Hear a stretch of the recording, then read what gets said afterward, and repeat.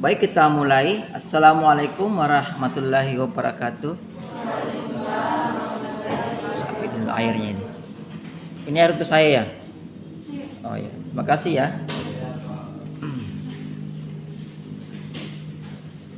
Sebelumnya kita sudah bahas tujuan hukum ya. Nah, sekarang kita masuk pada aliran hukum. Mungkin aliran hukum ini kita akan masuk pada sampai 2 kali pertemuan. Pertemuan ini hari ini tidak tuntas ya. Kita bahas dulu aliran hukum. Yang pertama adalah aliran hukum kodrat atau alam. Belum pernah kan saya kasih ini? Ya. Soalnya jangan sampai ada materi yang berulang. Karena saya mengajar 2 kelas ini filsafat hukum. Jadi aliran pertama adalah aliran hukum kodrat atau aliran hukum alam. Nah, di dalam aliran ini terdapat 2 pandangan. Jadi ingat, aliran ini membagi alirannya menjadi 2 pandangan. Ya.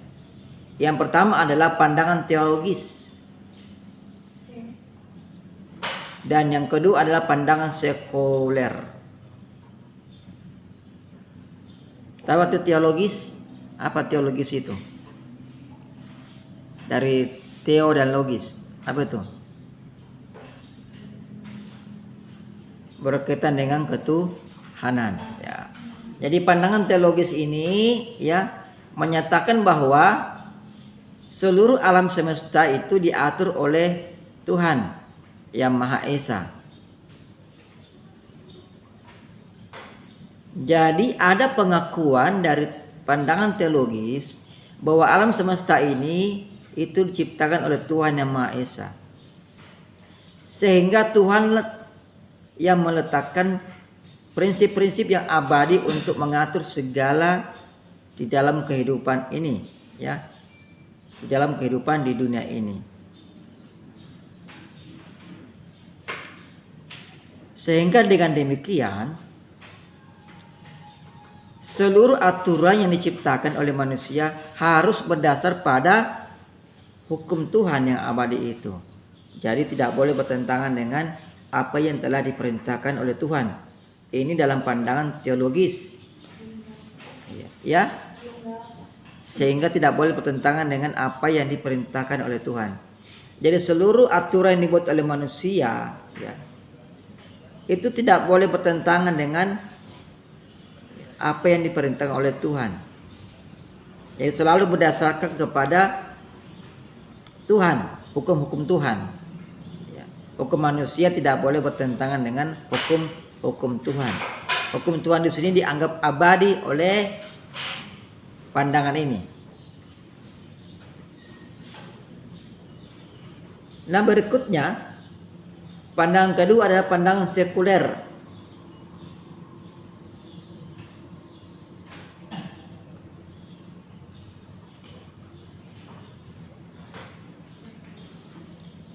Nah, ini pandangan yang sangat menyimpan dari pandangan teologis, ya.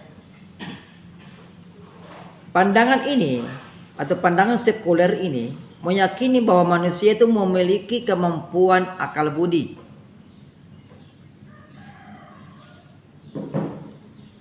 Kemampuan akal budi yang menjadi sumber tatanan moral dalam diri manusia itu sendiri.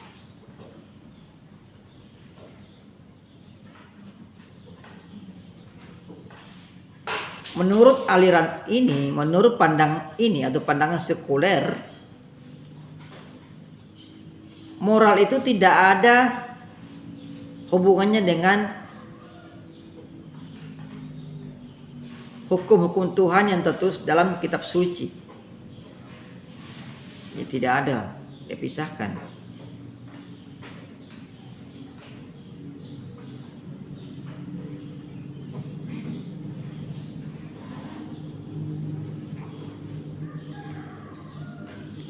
Pandangan ini menyatakan pula bahwa prinsip kodrat itu bersifat abadi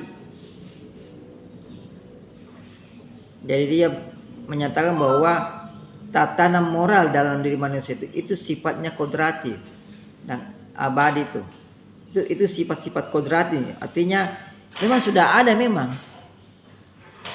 ada, dalam diri manusia, dan itu menjadi, dan sifat kodrati itu atau prinsip-prinsip kodrati itu yang sifatnya abadi tadi itu menjadi acuan validitas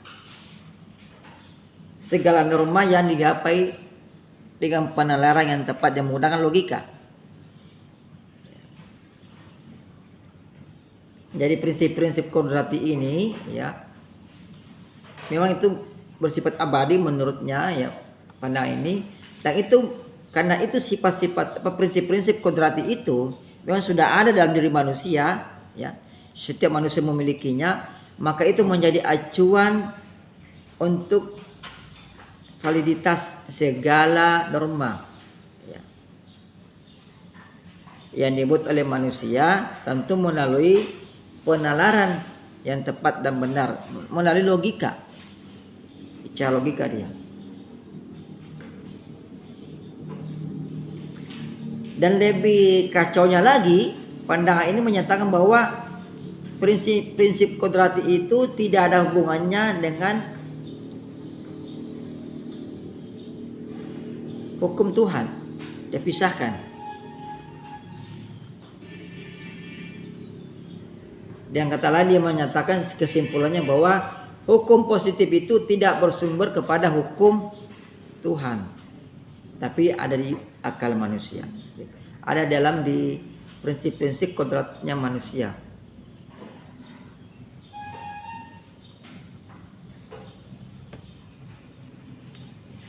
Jadi kalau kita simpulkan pandangan ini, ya kalau saya sendiri pribadi pandang ini pandangan tidak sadar ini. Dia meyakini bahwa ada akal budi manusia yang menjadi sumber moral dalam diri manusia. Tapi dia lupa bahwa siapa yang menanamkan akal budi dalam diri manusia. Itu dia tidak akui. Karena dia berprinsip bahwa akal budi manusia itu, moral dalam diri manusia itu merupakan prinsip kodrati. Kodrati artinya sudah ada memang dari dulu. Sejak manusia diciptakan, sejak manusia lahir, ada itu di bawah serta di manusia. Hanya tidak mengakui bahwa siapa yang menanamkan tatanan moral dalam diri manusia, dia tidak mengakui itu. Dia hanya menyatakan bahwa itu sudah ada memang. Ya. Tidak bisa ditolak, sudah ada memang. Ini satu paket dengan lahirnya manusia. Tapi dia menyangkal bahwa siapa yang memasukkan tatanan moral ke dalam diri manusia. Ya. Itu yang tidak sampai ke sana mereka ya.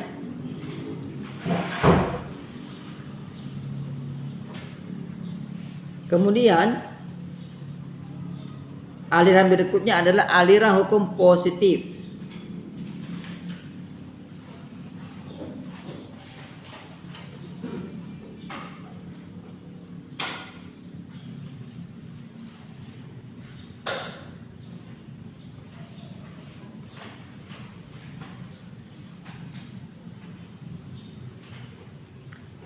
Aliran hukum positif ini biasa pula dikenal dengan nama positivisme hukum. Ya, positivisme hukum.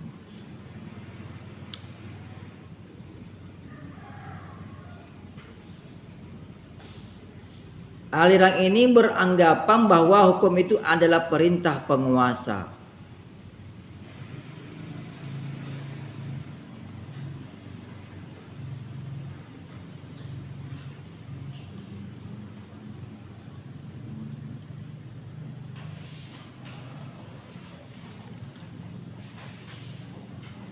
Selain dengar nama legisme, nah itu juga adalah aliran hukum positif, ya, bagian dari aliran hukum positif.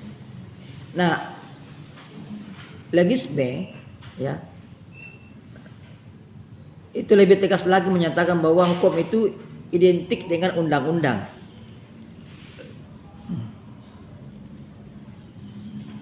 Kalau identik dengan undang-undang berarti ya, dia mempersamakan hampir sama dengan undang-undang ya. Apa yang tertuang dalam undang-undang itulah hukum menurut aliran ini.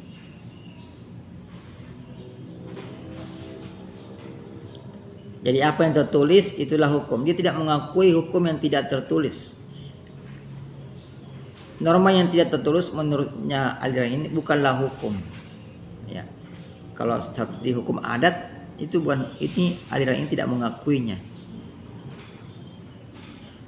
Aliran ini ya itu dapat dibedakan dalam dua bentuk atau dua jenis lah. Ya. Yang pertama aliran hukum positif analitis.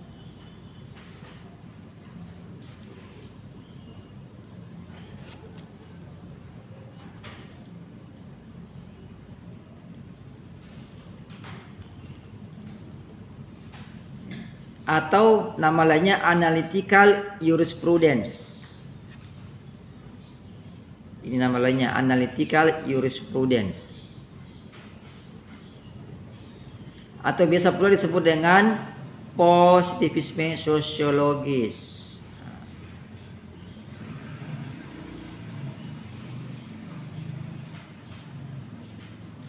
Aliran ini dikembangkan oleh John Austin. Nama tokohnya nih John Austin. Masuk Ki. Silakan yang baru datang silakan masuk. Waalaikumsalam warahmatullahi wabarakatuh. Yang kedua,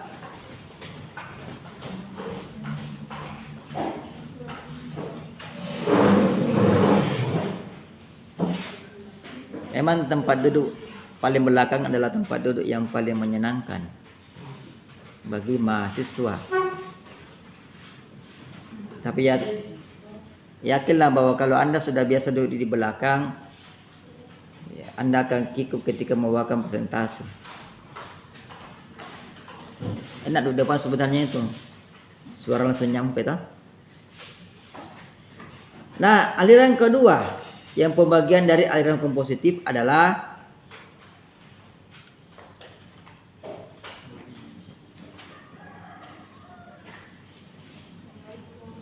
Waalaikumsalam warahmatullahi wabarakatuh.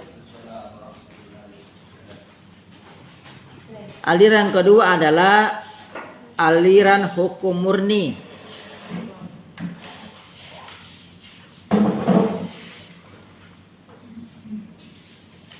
Yang dikenal juga dengan nama positivisme yuridis. Ya.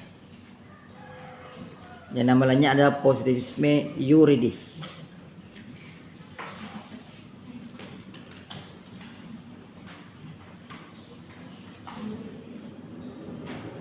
Aliran ini dicetuskan oleh Hans Kelsen. Silakan masuk Ki. Hans Kelsen, biasa dengar namanya ya. Hans Kelsen.